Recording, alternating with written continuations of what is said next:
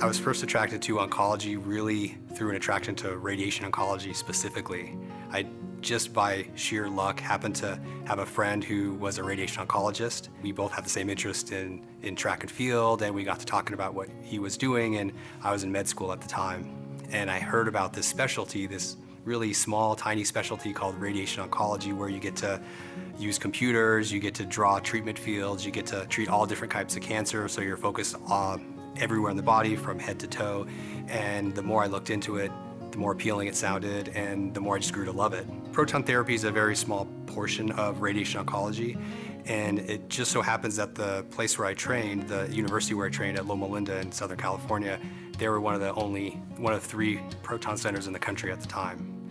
So just by sheer coincidence, I happened to be training at a center that had protons, and so I learned a lot about it, saw what it could do, saw where it could be going, and have been a part of the field ever since.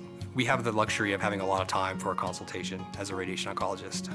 And most patients have never heard about radiation when they come to see me, and they have a whole bunch of questions. So when I'm seeing somebody for the first time, what I'm really trying to do is just figure out, where are they coming from and what are their needs, and how can I help make sure I answer their questions so they can make the best decisions for them.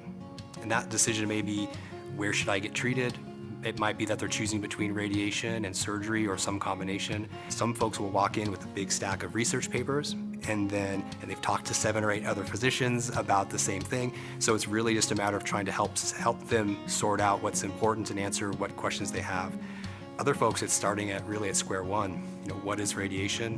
What is chemotherapy? What is surgery? And helping them navigate through that understanding. So really the beginning it's just like when someone walks in the ER, the first thing you do is triage. You try to figure out what's going on and then how best you can help them. And then from there, the consult follows the conversation. Once you get to that point where you understand what the patients need and you realize, then I as a physician know kind of what I need to do to get them there. It's important that, I help walk them through that process. And I need to kind of go back to my 2 decades of experience in proton therapy and build on that and draw from that to look at this individual patient that's in my office at the time and say, okay, what do I need to do to get them through their treatment? Each patient's unique and requires personalized care for their plan. And a lot of times coordinating that care with other physicians is not only just picking up the phone and talking to them, one-on-one about the case, but presenting that case in a group setting where you have pathologists, you have radiologists, everybody that's needed who can comment on the patient and how they can best bring their services to that patient. And so there are tumor boards, we call them multidisciplinary conferences, where there's physicians and other healthcare professionals from nursing and pathology, surgery, and we all will go through each patient, whether it's a urology patient, a patient with prostate cancer or bladder cancer, a pediatric patient, a child, or a patient with lung cancer or brain cancer. At the end of the day, we have a lot of tools that we can draw upon to get all of the information to that patient's case and then help get them the treatment that they need as quickly as possible.